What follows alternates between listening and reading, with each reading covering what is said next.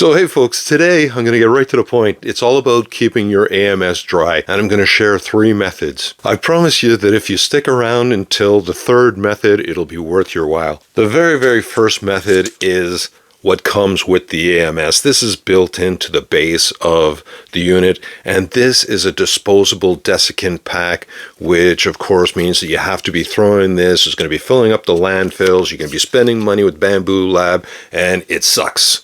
So forget about that one. This one is very popular and very common, and I really liked it when I first discovered it. You can put loose rechargeable desiccant inside of this thing. You can put your hygrometer or your humidity sensor into the face of it, and that's awesome, except that it leaks, and it leaks the loose silica beads into the AMS. So now you got to clean the AMS. It leaks wherever you're pouring them and trying to transfer them. They bounce like crazy, end up all over the floor, end up with your wife wanting to kill you in your sleep because she steps on them and they hurt her feet. So I loved it, but I don't anymore. And out of respect for the designer, because I can appreciate the effort that went into this, I'm going to gently put it down instead of dropping it.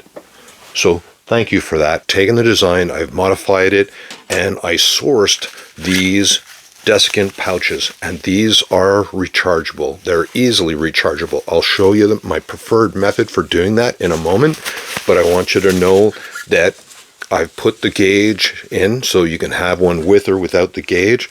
And just as an FYI for that gauge, I've incorporated a teardrop design into the ventilation and into where the gauge goes in. It gives you a better quality print having a point rather than a diameter.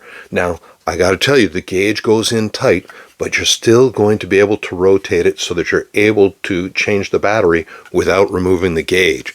So this is an awesome method. You can put 2 into the holder that has the gauge just by simply laying them flat and then pushing them in.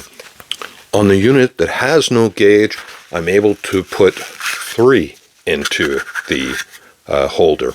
So I intentionally sourced this size of desiccant specifically to be able to use it to replace the one that goes into the cavity in the base of the AMS.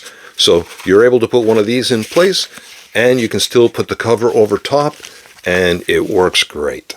And now my preferred method for drying them is placing them into this modified food dehydrator. It's simple. You can dry out a roll of filament and the pouches at the same time, and it works fantastic. I've tested them using a bag and the sensor before and after. If you decide to try this, let me know how this works out for you. Watch this video next.